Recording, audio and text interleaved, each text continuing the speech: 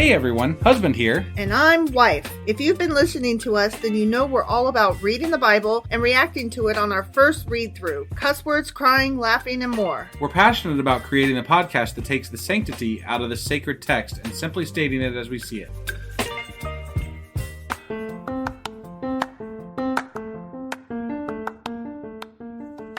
Hey you, welcome to Sacrilegious Discourse. I'm husband. I'm wife. And together we're reading the Bible. Starting with Genesis and eventually ending with Revelations, we're working through every book and offering our atheist 2 cents. Or shekels. Yeah, those. We're asking questions and pointing out all the nonsense. We aren't academics or scholars. Nope. In fact, when it comes to religion, we really don't know anything at all. What we've learned so far is that God's a dick. Oh, he really is, isn't he? If you're interested in how we reached this startling conclusion, maybe start from episode 1. Otherwise, jump in anywhere. It's all good. Yep.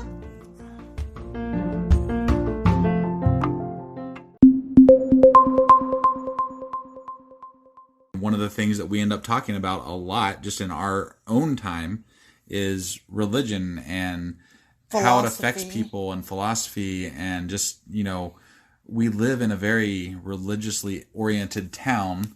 Yeah. And it's very it affects our lives very much here.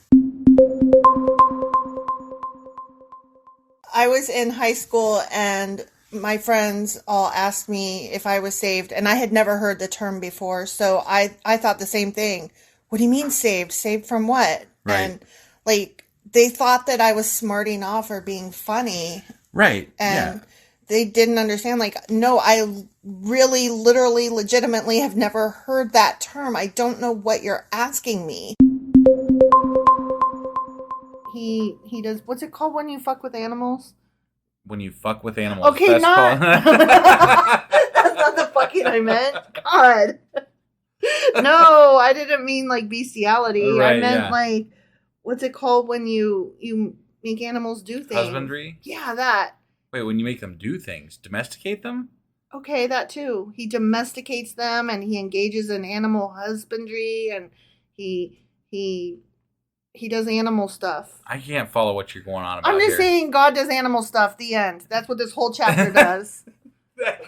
That needs to be God does animal stuff. I love it.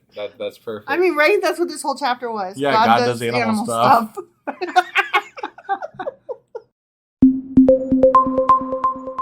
But there's no world in which a human being could kill somebody's 10 kids and then just claim that, I'm more powerful than you, so you just have to. I mean, yeah, okay. Let's look at it from a king perspective, right? Mm-hmm. A king could kill your 10 kids, right? Mm-hmm. And you wouldn't be able to do anything about it. Does it make it right, though? No. Does it make it to where you shouldn't?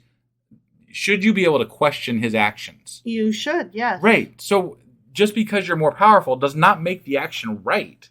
Just because you have. But now you're arguing morals, and we've already decided that God is not moral. Right. But that's a problem because people think that morality comes from the Bible. Right. It definitely does not. Oh, it totally doesn't. Not unless it's shitty fucking morality. I don't know how to just 1, 2, 3 go and decide that I believe. There's a light switch. Right. And yours is on and mine is not. I don't know how to access that light switch where you just suddenly believe or feel something that isn't there. How do you you can't rationalize God. Yeah. There is no rationalization for it.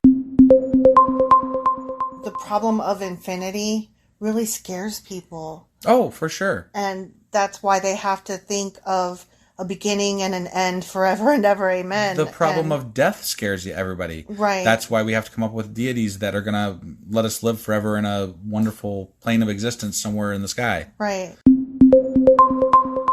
From the time I was in elementary school and somebody sneezed, achoo, really cute. Yeah. And the teacher was like, shh.